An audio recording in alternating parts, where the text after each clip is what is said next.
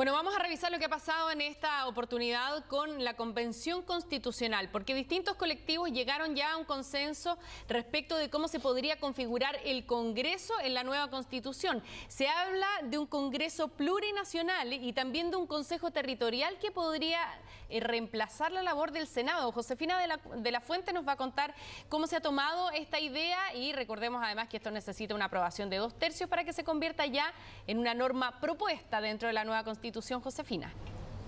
Buenas tardes. Hola, ¿cómo están? Muy buenas tardes. Sí, efectivamente necesita que pase primero la votación en particular, porque todavía ni llegan a eso, pero sí se ingresaron indicaciones que generaron un acuerdo y consenso en la centroizquierda y también en la izquierda. ¿Y por qué eso es relevante? Porque tienen la mayoría de la comisión según las cantidades de personas que firman esta propuesta y por tanto podríamos pronosticar que va a tener un camino despejado en la votación en particular y probablemente un camino despejado también en la votación del Pleno, aunque está la duda de si va a obtener este quórum de 2/3. Pero hubo un acuerdo que se generó con colectivo socialista, con el Partido Comunista, con el Frente Amplio, con los movimientos sociales, colectivo del Apruebo, coordinadora plurinacional. Están básicamente todos los colectivos menos Renovación Nacional y la Unión Demócrata Independiente. ¿Qué es lo que proponen? En simple, algunos lo llaman, por ejemplo, un unicameralismo corregido, otros lo llaman un bicameralismo muy asimétrico, pero en concreto ya no hay Senado y se reemplaza eso por un Consejo Territorial y además existe un Congreso Plurinacional. No hay Cámara Revisora y las leyes entran y salen al Congreso Plurinacional. Tiene la primera y la última palabra el Congreso Plurinacional, pero este Consejo Territorial, donde sus integrantes duran 4 años, se pronuncia respecto de materias reducidas, como por ejemplo respecto del presupuesto de la Nación, respecto a la división política y administrativa y también respecto, por ejemplo, a la reforma del texto constitucional. Escuchemos la explicación que dan los convencionales que firmaron esta propuesta. Fue Chaín del colectivo del Apruebo, Alondra Carrillo por los movimientos sociales y también Marcos Barraza del Partido Comunista. Todos ellos firmaron entonces este acuerdo al que se llegó bien tarde ayer en la noche, a las 12 de la noche, casi puntual, mandaron esta propuesta a la Secretaría para que se discuta durante los próximos días. Yo esperaría que esta propuesta le haga sentido a la mayoría de las y los constituyentes. Incorpora un componente importante de deliberación por parte de las regiones, mantiene la idea de un Congreso unicameral, y eso es muy relevante, por eso yo hablo de una unicameralidad corregida, y ciertamente que permite que los territorios tengan mayor incidencia en el ejercicio de las leyes. Yo espero que eso le haga sentido a la mayoría de las y los constituyentes. Lo que diseñamos es un Congreso plurinacional que tiene la función de tramitación de las leyes y es el lugar de inicio y de salida de todas las leyes del país. Y también diseñamos un Consejo Territorial que va a permitir que representantes de las distintas regiones puedan concurrir e intervenir en las leyes de acuerdo regional, que van a ser tipos de leyes específicas que refieren a materias que son fundamentales, que sean conocidas y retroalimentadas por representantes de las regiones. Estamos muy contentas, creemos que este es un paso histórico, estamos dando un paso histórico para poner fin al Senado y para tener una institucionalidad democrática y deliberativa radicalmente distinta a la que hemos conocido hasta ahora en nuestro país, paritaria y con escaños reservados. Los grandes logros que existe un órgano de representación territorial, lo que no se había aprobado en la discusión en general de la Comisión, que los representantes se eligen popularmente, a lo cual se resistió parte importante de Frente Amplio, Partido Comunista, movimientos sociales durante mucho tiempo. Y lo tercero es que va a participar del proceso legislativo y no solo dar una opinión, sino que va a participar del proceso legislativo en las materias de su competencia. Eso a nosotros nos parece que son 3 grandes avances desde el punto de vista del modelo de Congreso. Me hubiese gustado con más musculatura.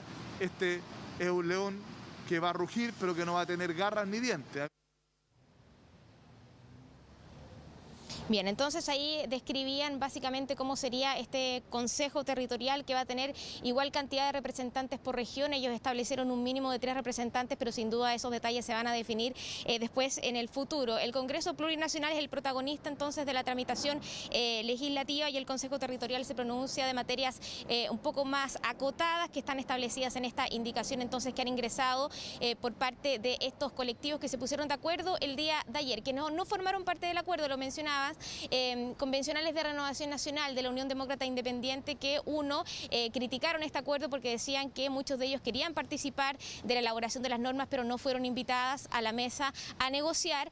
Y también, por otra parte, criticaban la eliminación del Senado, decían que la izquierda lo que buscaba es eliminar los contrapesos al poder político. En esa línea se manifestaron convencionales de la UDI, de Renovación Nacional, de la Comisión de Sistema Político, así que pasemos a escuchar esas declaraciones. Lo que hace la izquierda con esta propuesta de sistema político es muy grave porque es dar un paso más en esto que están diseñando, que es una democracia sin contrapesos al poder político. Ya lo vimos cómo eliminaron el Poder Judicial y lo transforman en un sistema de justicia y ahora buscan eliminar el Senado y el rol que ejerce de contrapeso y de control al poder político, cambiándola por un consejo territorial con atribuciones muy acotadas de solo niveles regionales y en materias de interés regional. Por lo tanto, lo que se busca es que al final quien obtenga la mayoría para ganar el Poder Ejecutivo lo pueda ejercer ese poder político prácticamente sin límites y sin ningún contrapeso. No puedo estar de acuerdo con un consenso, con un acuerdo donde se hace exclusión absoluta de los principios e ideas de la centroderecha. Esta reforma, ideada acá en la capital, a quien va a favorecer va a ser a los habitantes de la capital. Y a su vez, dentro de las regiones, lo que se va a producir es una concentración del poder en la capital regional. Pero los principales desfavorecidos con todas estas modificaciones van a ser las comunas, las autoridades locales, que es a quienes deberíamos haber fortalecido en esta nueva Constitución. Hay distintas entonces perspectivas respecto a esta indicación de consenso que no solamente habla de la configuración del Congreso Nacional, también del sistema de gobierno. Se menciona, por ejemplo, la figura de un ministro de gobierno que coordina el gabinete y también al gobierno con el legislativo, y también se habla de un vicepresidente o vicepresidenta que se va a elegir en un binomio paritario entonces con la presidencia de la República. Así que esta es la indicación que seguramente se va a someter a votación en particular la próxima semana, pero es un paso muy importante para los distintos colectivos. Los unicameralistas y los bicameralistas asimétricos seguían en sus posiciones firmes sin cambiarse, y eso auguraba que quizás ese informe podía rebotar en la primera votación del Pleno. Ahora, como han llegado a una fórmula más o menos intermedia, entonces el camino se augura un poco más despejado para que quizás en la primera votación en el Pleno de este informe se puedan conseguir los 2/3. Y para cerrar, les cuento que estiman en la Comisión de Sistema Político que el informe de Sistema Político se podría estar viendo ya en el Pleno el 11 de marzo. Así que una fecha simbólica, cambio de mando, ahí se podrían estar tomando definiciones entonces respecto del cambio del sistema de gobierno, Congreso Nacional, sistema electoral y muchas otras materias. O sea, va a ser un día que vamos a tener un montón de trabajo, ¿no es cierto? Si es que uno piensa y analiza los dos escenarios que se van a juntar con el cambio de mando y el trabajo de la convención. Muchas gracias, Josefina de la Fuente. Buenas tardes. Bien, les contamos.